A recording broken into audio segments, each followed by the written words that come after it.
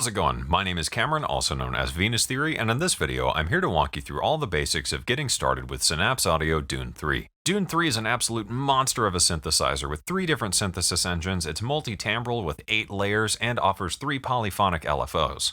So in today's video, I wanted to walk you through all the basics, including how to load different sound banks, how to browse through the presets, and all of the functions and features of the UI to get you started creating your own sounds.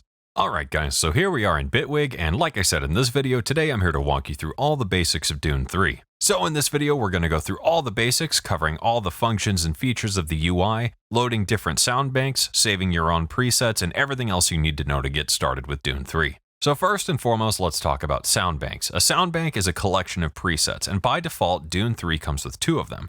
To access these, you can click on Sound Bank right here, and you can see the DUNE 2 factory library and the DUNE 3 factory library. So right now, by default, it loads up the DUNE 3 factory library, and we're in the ARP section. So there are different sections to each library.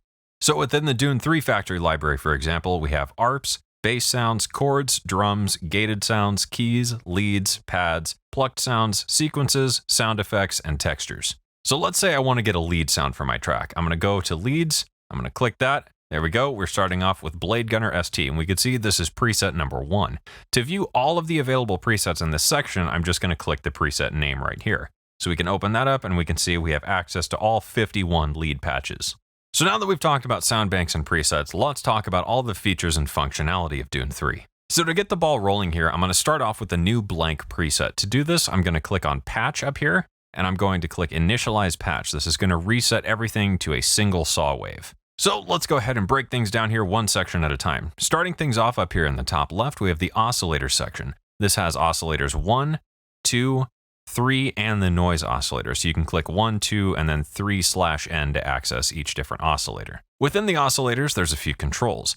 In oscillator 1 and 2, we have the density. This is the amount of voices or unison being applied. In this case, there's only one saw wave coming out right now. We have the amount. This is going to be the blending mode if you have more than one voice. So if we crank this up to, let's say, 8, we can blend these in.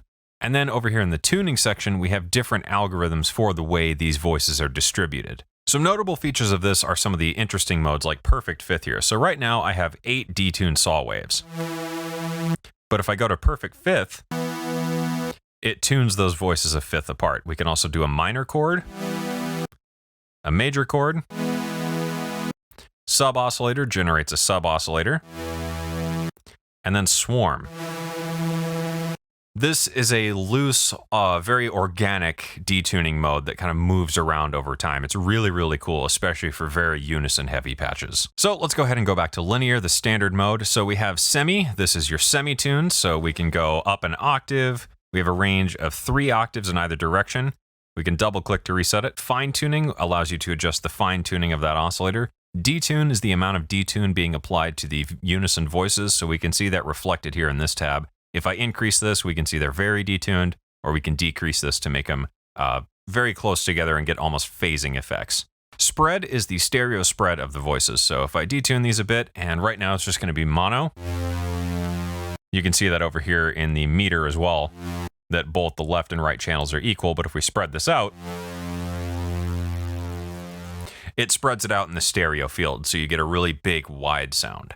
Finally, we have this reset toggle here. What this does is it resets the phase each time a note is triggered. This is a little bit more of an advanced concept, but it is there if you know what that is and would like to utilize that.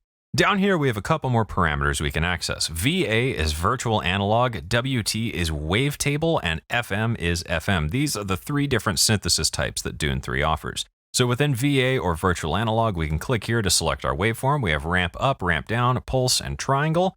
Over here, we have frequency and sync, so this allows us to hard sync the oscillator to itself. You can get really cool screeching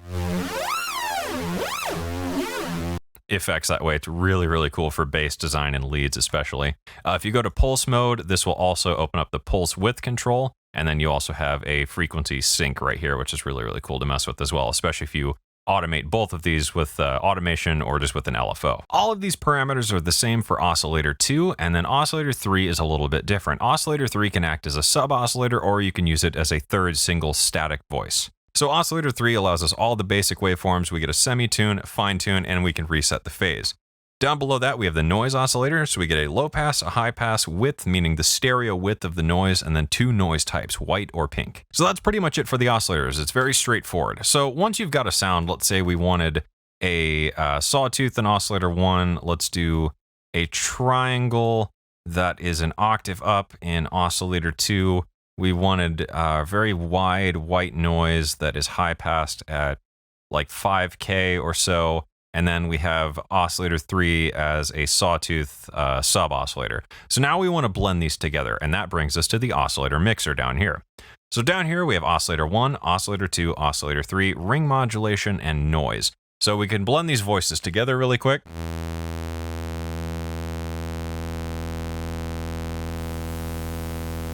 We can pan them out with left or right, and then we have ring modulation. So ring modulation, this slider here, what this does is it applies ring modulation by multiplying the signals of oscillator 1 and 2 together. You can read more about this in the manual, and you can also search the internet for more information on ring modulation. In short, it's a really cool way to get some nice gritty sounds. So that brings us to the center section here, which is the filters. This is probably my favorite feature about DUNE 3. I absolutely love the way the filters sound on this synth. So filter 1 and 2 are identical, but you can have them in different modes, and you can change the balance between them as well as the routing, and we get a third section here, which is the effect. This is really, really powerful. So the filter has your classic controls. We have cutoff here, resonance here, key tracking here. This enables the cutoff point to be key tracked, meaning that the cutoff point will adjust based on what note you're playing on your keyboard. This is great for things like pads or key sounds, things like that. And drive here, which is filter drive. Then below that, we have the envelope amount. So this will adjust the filter by the filter envelope over here. So to change the filter type, this is pretty straightforward. You're just going to click this and you can select between all of these different kinds. There's the clean filters, the analog models, brick wall. These are really interesting. The low pass 60 in particular is a really, really steep aggressive filter, which is pretty cool. Transistor ladder, Sallen-Key, and the DUNE 1 filters. So you can pick whichever one you like. I think I'll just start things off with maybe the Alpha 24. It's probably my favorite filter. And we could just drop this cutoff down. Maybe give it a bit of resonance. And a little bit of key tracking. Touch a filter drive, and there we go. And then we'll mess with the envelope amount later. So the balance knob here adjusts the balance between filter 1 and filter 2, or you can have it in the center. This is going to be important with the routing section. In between the two, the other thing we have here is the link. This will link these two filters together, so you can see as I adjust the cutoff of 1, it will adjust the cutoff of filter 2 as well. So we could adjust filter 2 to be lower, and then move filter 1, and that will move them relative to each other, which is pretty handy if you need to do something that involves linked cutoff positions. So filter 2, you can select whatever you'd like. Let's just do maybe the bandpass 24, and we can balance between the two. So that brings us to the routing feature. This is down here, very straightforward again. We're just going to click it, and then we can choose between different routing options. So here, for instance, filter 1 feeds into the effect then feeds into filter 2. Over here, we have filter 1 and filter 2 in parallel, feeding into the effect, and so on. This is, if you're not super familiar with sound design, this can just be kind of fun to experiment with and see what comes out the other end. So right now, filter 1 is going to feed into this effect. This effect is going to feed then into filter 2, which is set to a bandpass. So to change the effect, we can click Effect here. We have a bunch of different distortions, bit crushing effect, phaser, high pass, low cut plus key tracking, a notch, comb, formant, and vowel. The vowel is really interesting. I think we'll use that. Then we can use the amount knob here to adjust the amount of the effect. In other cases, like the notch, the amount will act as a cutoff instead. So let's go ahead and change that to the formant here. We'll go ahead and drop that down. Something about like that should be interesting. And then I think we'll change filter 2 to maybe just the classic low pass 18 dB, a bit of resonance, bit of drive, and we should have a nice aggressive throaty sound. So moving right along here, we have the unison voices up here on the top right. This allows you to apply unison on a global level, and that will be probably a bit more of an advanced feature. But if you wanted to apply unison, you can change the amount, change the detuning, and change the spread, which again refers to the image in the stereo field. Down here, you have your voices solo, which we'll talk about in just a minute. And then in the very top right corner, we have the master controls. This shows if there is MIDI input coming in. This controls the amount of polyphony or notes that can be played at a time. You can also set it to mono or legato. You have a limiter. This will provide a hard limiter. This is useful for really loud patches. And then you have your master volume. Below that, we have the common and voices editing section. So this is where Dune 3 gets really, really powerful. To start things off, we have the glide function. This will be a lot more apparent if I switch this over to mono here. So if I play a note and go to another note, it just goes straight to that second note. If I up the glide,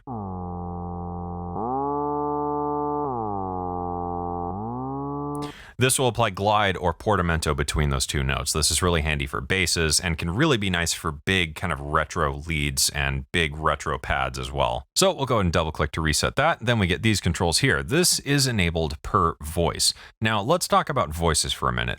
Dune 3 offers 8 voices. And what do I mean by that? So this is where Dune 3 gets really wild. And the best way I can think to explain it is that you have this oscillator section. This oscillator has oscillator 1, 2, 3, and noise. Then Dune allows you to add 8 of these together. So you would have 8 different patches essentially at the same time, and you can control things per layer, which is absolutely ridiculous. So that's what these active and edit buttons are down here. So right now, we're just editing voice 1, but we could go to voice 2 and have completely different settings for the oscillators and filters. And you can do this across 8 different voices. Then you could apply global unison to all of this and make absolutely ridiculously huge sounds. If you wanted to edit every single voice, or you're just doing something with one voice, you could just use all right here. So now we have ARP1, ARP2, FX1, and FX2. What are these things? So ARP1 and ARP2 allow you to enable one of the 2 arpeggiators or disable them both. These are controlled here with ARP1 and ARP2 in the center section. We'll touch on all that kind of stuff here in just a minute. And then we have FX1 and FX2. So Dune 3 down here in the bottom, which we're going to get into in just a moment again, we have effects bus 1 and effects bus 2. So we can apply different effects buses to these different layers or voices. So if we wanted to have voice 1 have these effects and we wanted voice 2 to have effects 2, we could actually set that up here. So now voice 1 is going to feed into effects 1 and voice 2 is going to feed into effects 2. As you can imagine, this is insanely powerful and just makes Dune 3 all that more ridiculous to work with. So if you are working on a patch with multiple voices, one other thing to keep in mind is you can actually copy settings from one and then go to another and paste them. This is really handy if you wanted to create a patch that's kind of several layers of the same thing, but with slight variations. So below that, we have the filter envelope here. So a filter envelope is an envelope that affects the filter. So if we play the sound right now, not really a whole lot going on. So we can go ahead and up the envelope amount. This is going to be how much this envelope affects the filter cutoff. We'll do that for both filters here. We'll up the attack, something fairly long, longish decay, medium sustain. So now if we listen again, the filter cutoff point moves based on this envelope. So we could adjust that a bit more. Cool. And then we'll switch this back to, let's do maybe 6 voices of polyphony. Now we can play a nice chord. And we get a really cool moving sound that way. Underneath that, we have the amplitude envelope. This is the envelope that affects the output volume. So in this case, since we're kind of making a pad type of sound, we'll up the attack and decay, and then maybe drop the sustain ever so slightly, and up the release. And now we should have a nice kind of smooth chord sound.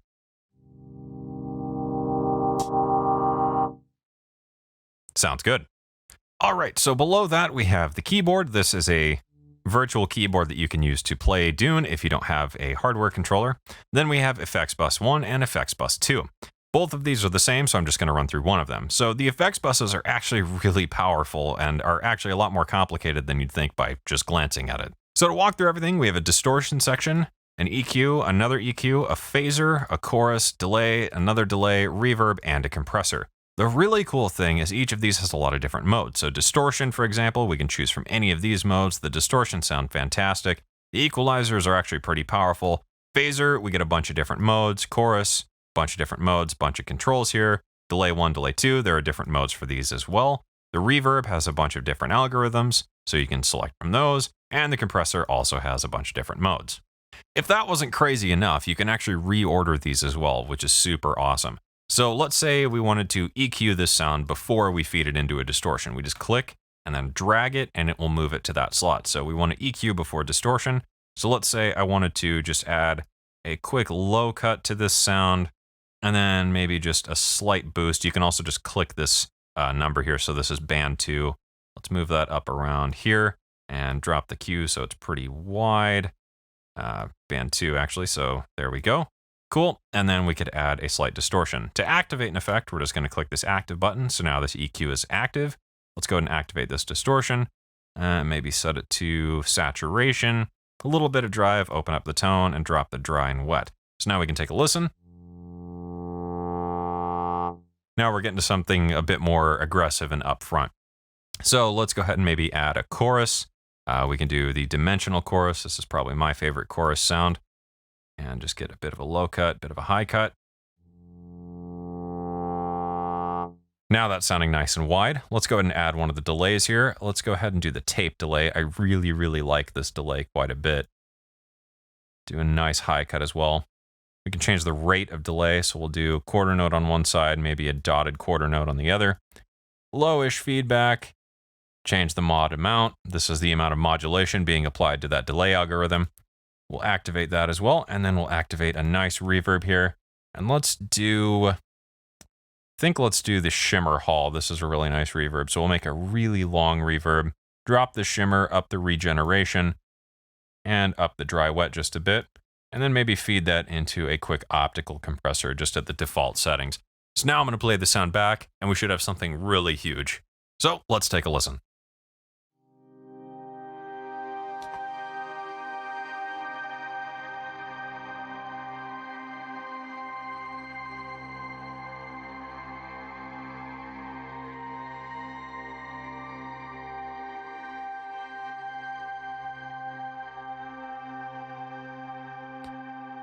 Very cool stuff. So let's say we liked that sound and we wanted to save it for later. To do this, we could just click on patch and we could save patch as, and then we can use this dialog to save our patch. In this case, I'm going to save it under my own folder. So I'm going to save this in my pads and we'll call this Venus Theory Pad 8. There we go. We can also add our patch description here if we would like. So this, a pad made for a tutorial. Dude, I like this sound. So we can go ahead and save that again. So we'll just do quick save, and there we go. After that, we have the LFOs. We get 3 different LFOs. Each LFO has different modes that you can access. You can adjust the rate, you can sync it to the tempo, you can have a fade in or an offset, and you can also adjust the amount of the LFO. This is really, really nice. Having 3 LFOs is extremely powerful as well, so we could apply this to all sorts of different functionalities, which we'll talk about in the mod matrix. After that, we have 4 MSEGs. If you don't know what that is a multi-step envelope generator. So we can use this to create really complex envelopes. So, for instance, the filter envelope, we have attack, decay, sustain, and release. This is 4 stages. So our filter envelope right now, if we wanted to copy that, it's going to look something like this. So we have a fairly long decay that leads to a medium sustain about there, and then we have a relatively long release. So you can see here we have attack, decay, sustain, release. What a multi-step envelope generator allows you to do is add even more points. So we could do something super crazy and weird like that, and then drop it off and go up and get something super wild like this. We can also click on these points in between here and adjust the curve. So we can get like a nice exponential increase or decrease in the sound with whatever we're targeting this to modulate. The other cool thing with the multi-step envelope generators is you can change the trigger mode, so note on, note off, key on, or loop. So you could loop this over and over to create a really cool rhythmic patch. This is especially interesting if you tie it to something like the filter cutoff. Down there as well, similar to the regular LFOs, we have the length settings here. This is the steps in the grid. We have velocity amount here, key tracking, the rate. This is right now to 1x the tempo. If we sync it here, there's presets, so you can load in some different rhythmic patterns. So we could load in dubstep 1 here. This will create a quick pattern that you could modify from this point. You could copy it, you can paste it to another MSEG if you wanted to. You could invert the whole thing, you could reverse the whole thing, or if you just don't like whatever you came up with, you can just hit clear and hit yes, and that will clear the entire MSEG for you to start over. All right, so let's talk about a few final things, and then we are done with all the basics, and you can run off with this information and make something totally dope. So, up here in the global settings, these are a couple other important parameters to think about. If you have a computer with a multi-core processor, one of the important features, especially as you get into things that are very unison heavy or have a lot of voices, is to enable multi-threading. In order to do that, you would just click off here or just click multi-threading, just this area, and then turn that to on. So this will take advantage of your computer's full processing powers and should make patches that are very unison heavy or a lot of effects or things like that a bit more processor efficient. However, this comes down to your exact computer setup, so if you're not sure, you can check your computer's system diagnostics to see if it does have an actual impact on performance or not, and if there's any benefit to you using it. Below that, we have the skin controls. I only have the default skins. If you wanted to change the skin or the skin size, if you have a really big monitor or something or a smaller screen, you can click on skin here and adjust. So we have default, huge, large, and small. Over here, we have the active voices. So right now I have 6 voice polyphony. So if I play one note, it'll tell me I'm using 1 out of 6 possible voices. If I play a chord, 3 out of 6, and so on. So that brings us to these other couple tabs here. We have settings. This is where things can get a bit more advanced, but there are a couple basic features you should know about. We can adjust the velocity sensitivity to, let's say, something like volume. So if I wanted my velocity or how hard I'm hitting the keys to affect the volume, I can adjust that here. We can adjust the velocity to panning, velocity to filter, and the velocity to the envelope amount. And you can also adjust the velocity curve here. So this is the weighting of, I guess simply put, how hard is very hard and how soft is very soft. So this allows you to apply a different tension curve to velocity. The pitch bend controls are here as well. So we have up and down. So we can make this, we just click and drag. We can go up an octave and down, let's say, just, yeah, we'll go down an octave as well.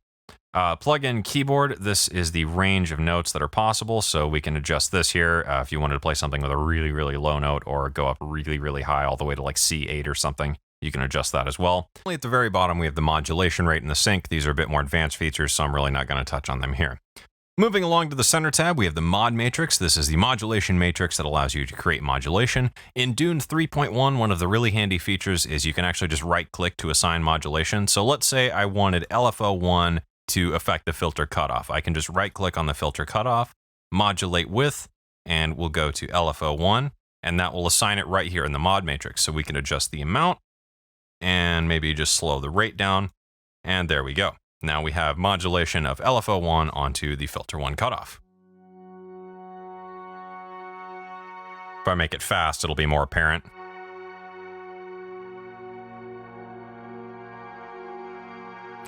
So, very cool.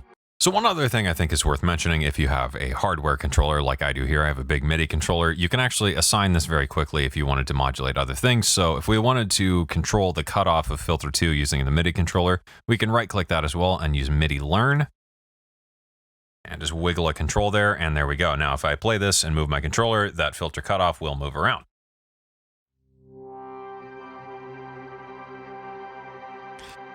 If you bind it to something and you want to get rid of that, you can right-click it again and select MIDI forget. Other than that, there are more advanced modulation functions, which I'll probably cover in a future video. And then we have the arpeggiators. So we have ARP1 and ARP2. Both of these are the same. This can get pretty advanced, but one of the things you should know about, I guess, is just the preset function. So if we go to ARP1 here, let's enable this, and we can go to the preset. Let me drop this envelope a bit so we can actually hear it. So this will change to a preset pattern for the arpeggiator. I guess let's just play a chord.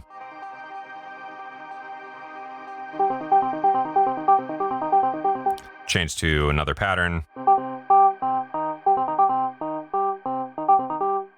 And so on and so forth. And then you get the various arpeggiator options. You can read more about this in the manual if you'd like to dive into it, but some of the quick ones are the mode. So this is going up, up, down, random, chord, so on, and you can adjust the octave range as well. Those are probably the two important ones. Other than that, there's the rate and the number of steps. So yeah, guys, I think that should about cover it. I hope that helps, and that should be just about everything you need to know in order to get started with Dune 3. So that's it for this video, so thanks for watching. I hope you enjoyed it, and for more information on Dune 3, you can go to synapseaudio.com.